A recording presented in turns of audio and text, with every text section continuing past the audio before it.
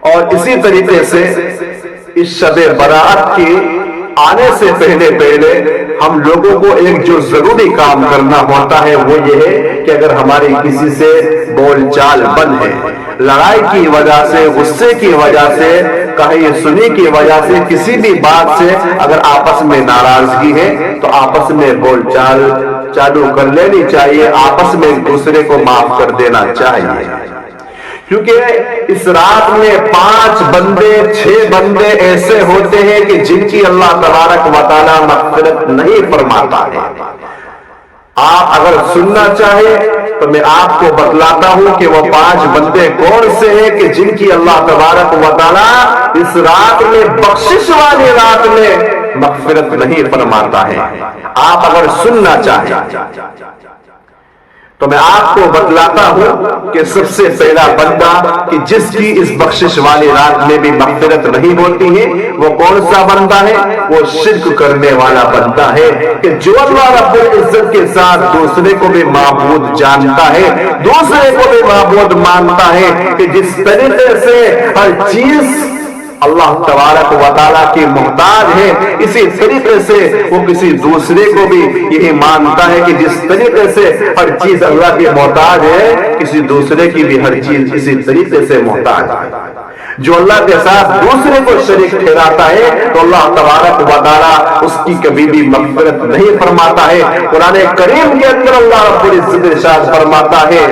ان اللہ لا یغفر ان یشرک بہ ویغفر ما دون ذلک لمن یشاء، کہ اللہ تبارک و تعالیٰ شرک کرنے والے کی مغفرت نہیں فرمائے گا، اس کے علاوہ جس کی چاہے گا مغفرت فرما دے گا۔ دوسرے نمبر پر آتا ہے ماں باپ کا نافرمان۔ میرے عزیز و نوجوانوں، آج ہم کتنی اپنے ماں باپ کی نافرمانیاں کرتے ہیں،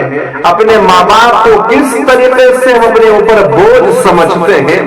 جیسے ہی ہمارے ماں باپ کا بڑھاپا شروع ہو جاتا ہے اور ان کی عقل، ان کا دماغ تھوڑا کمزور سا ہو جاتا ہے اور وہ بےہودہ سی باتیں کرنے لگتے ہیں، تو وہی ماں باپ کہ جب ہمارا بچپنا ہوتا ہے ہم بےہودہ باتیں کر رہے ہوتے ہیں، وہی ماں باپ خوشی کے ساتھ ہماری ان بےہودہ باتوں کو سن رہے ہوتے ہیں، اور وہ ماں باپ انہی بےہودہ باتوں کو سن کر خوش ہوتے ہیں۔ لیکن آج ہمارے اوپر جوانی آ چکی ہے، ان ماں باپ کے اوپر بڑھاپا آ چکا ہے، یہ بزرگ ہو چکے ہیں، یہی ماں باپ اب ہم کو برے لگتے ہیں۔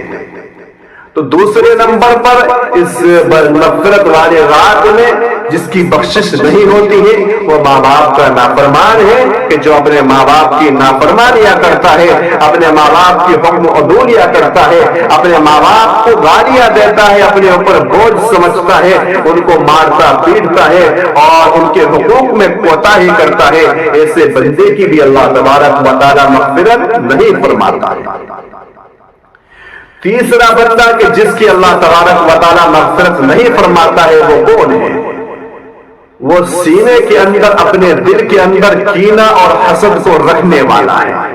کہ ہر وقت دوسروں سے جلتا ہے، دوسرے کو مال کو دیکھ کر ہر وقت جلتا رہتا ہے کہ اس کے پاس اتنا مال کہاں سے آ گیا ہے، اس کی اولاد کامیاب کیوں ہو چکی ہے، یہ اتنے اونچے مقام پر کیوں چلا گیا ہے، اور اسی طریقے سے یہ دنیا کے اندر کیسے کامیاب ہوتا چلا جا رہا ہے۔ ہر وقت دوسروں سے جلتا رہتا ہے، ہر وقت اپنے سینے کے اندر حسد کینہ کپٹ رکھے رہتا ہے۔ تو ایسی رات میں، ایسی مغفرت والی رات میں اللہ تبارک و تعالیٰ اس بندے کی میں مغفرت نہیں فرماتا۔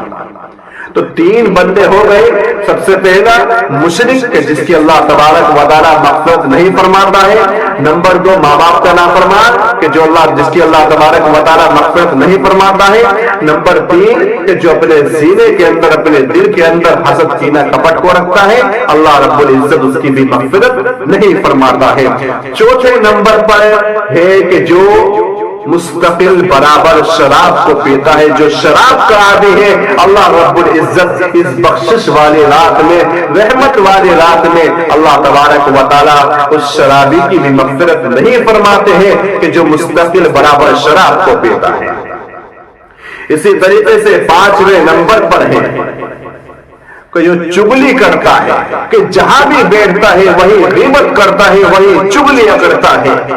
تو اللہ تبارک و تعالی چغل خور کی بھی مغفرت اس مغفرت والی رات میں نہیں فرماتا ہے،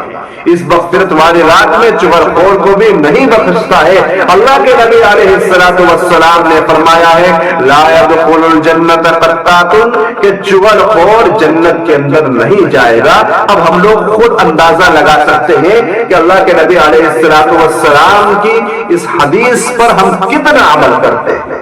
اگر ہم اللہ کے نبی علیہ السلام کی اس حدیث پر عمل کرتے اور ہم اللہ کے نبی علیہ السلام کی اس حدیث پر اگر عمل کرتے تو ہم لوگ چگلیاں نہ کرتے، ہم لوگ پیٹھ پیچھے کسی کی برائی نہ کرتے۔ یہ 5 بندے ایسے ہوتے ہیں کہ جن کی اللہ تبارک و تعالیٰ اس مغفرت والی رات میں، بخشش والی رات میں اللہ رب العزت مغفرت نہیں فرماتا ہے۔